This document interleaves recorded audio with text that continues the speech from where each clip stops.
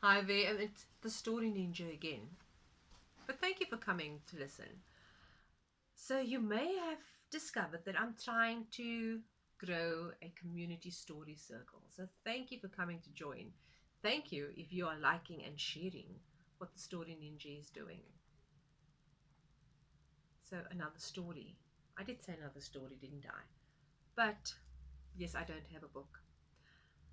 So, there are a few of my very favorite stories that I need to carry around in my head because it's not always possible to have books on hand.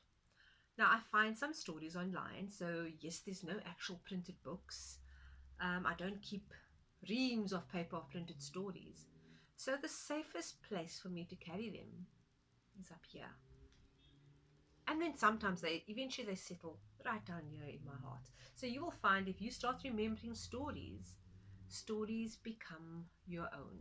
Yes, it has an author or a writer that wrote the original story, but when stories start living in our hearts, we start retelling them to suit us and maybe to suit the purpose. So the story that I have in mind for today is called Ice in the Forest. And it was written by a Pedro Pablo Sacristan. And he writes plenty of beautiful stories with special lessons. So let's listen to this one called Ice in the Forest. And you may say, but Story Ninja, ice in the forest?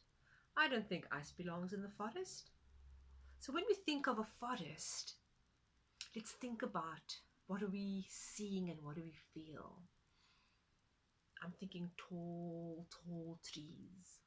Plenty tall, tall trees. Lots of bushes. Maybe a bit warm. Yes. Lots and lots of animals. Quite right. So now that you have the picture, let's get started.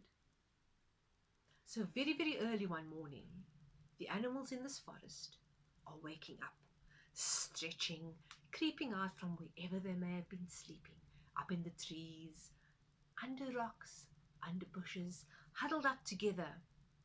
So as they stretch out and they're looking out at the new morning, what do they see?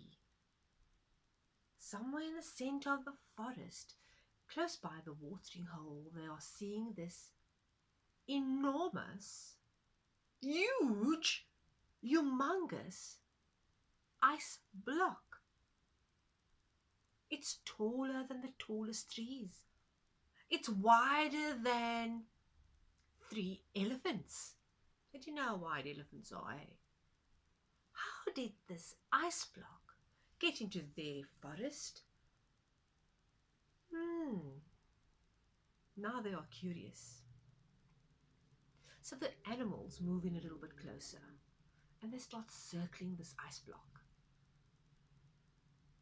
Really, what could have brought this ice block to their forest?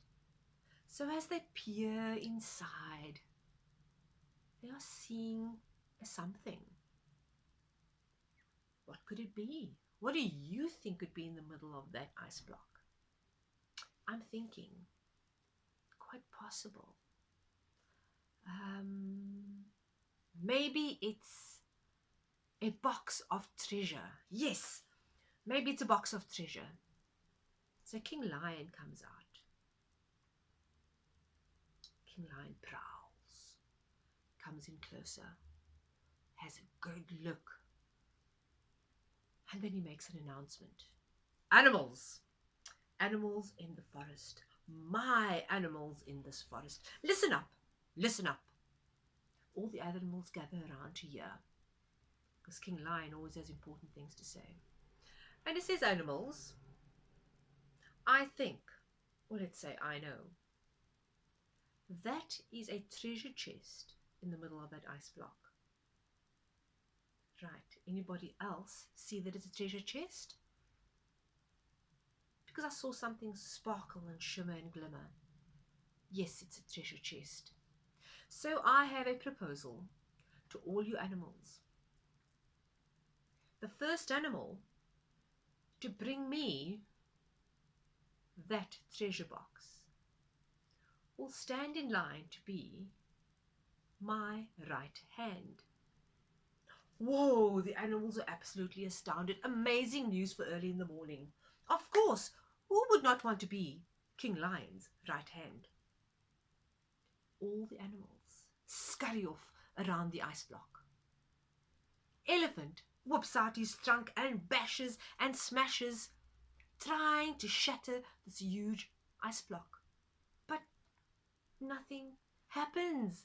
Oh my word. Elephant slaps the animals next door to him. Ow! Springbokkie comes in. He realizes that an ice block is actually water, so he starts lapping at this ice block, but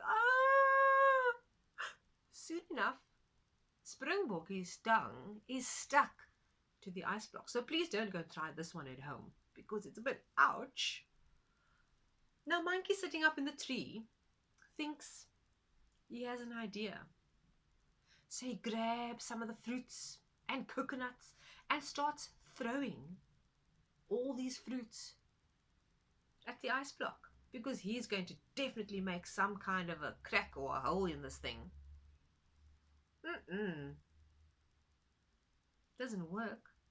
All he does is smash a couple of other animals in the face. Oh my word. I don't think there were very many happy animals in that place. Right then, Leopard comes along, whips out his sharp claws and starts lashing and scratching because he's sure he's going to scratch and shave off some of that ice.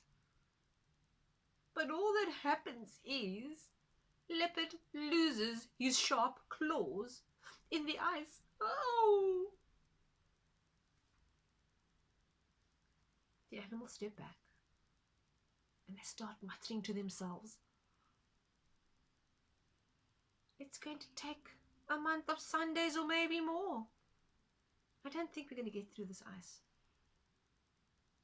Even with the sun beaming down on this ice in the middle of the day, I doubt it's going to melt. But then, what do they see? In the middle of that ice block, oh my goodness, something is moving. Could it be the guardian of that treasure chest King Lion spoke about? Oh my. It's quite small, but it's definitely moving. The animals start looking around.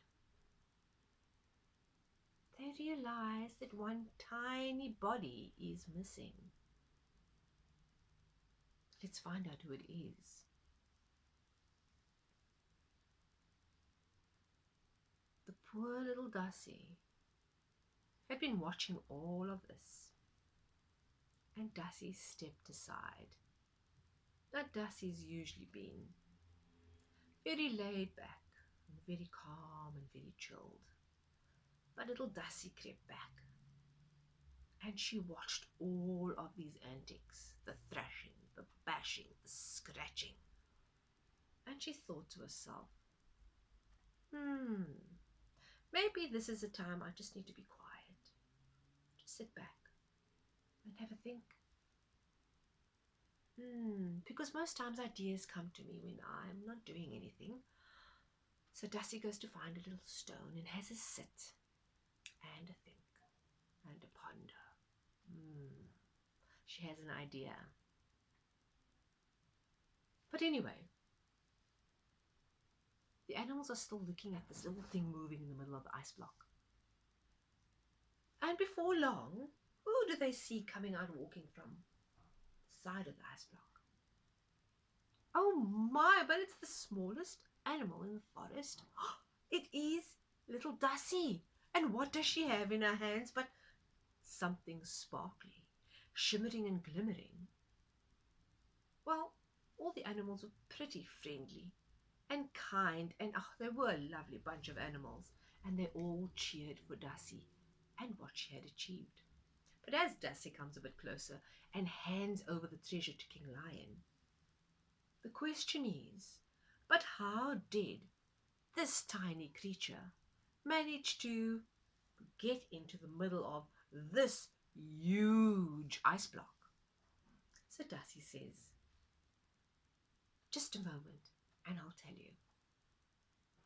So Dusty explains to the animals how this all came about. And of course, she said, everyone went in thrashing and bashing. I stepped back. Very quietly, I took my time and had a ponder and a think, and ideas came to mind. So this is what I did. I have these little sharp little fingers, so I burrowed all the way underneath the ice block, and all the way up to the center. And then I made a little fire. So what does fire do to ice? Yes, heat melts ice. And I melted a hole all the way up to the center of this ice block. And that is how I, little Dusty, got into the center of this ice block and found the treasure. So I hope you love the story as much as I did, because it made me realize when an opportunity comes about or a challenge is put to me, do I rush out and tackle it and just thrash and bash, or do I take some time to just move back, be calm, be still, and allow some good ideas to come to mind? So I hope you enjoyed this one.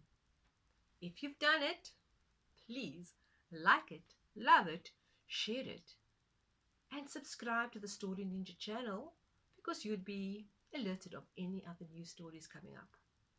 So the Story Ninja says bye for now and see you later.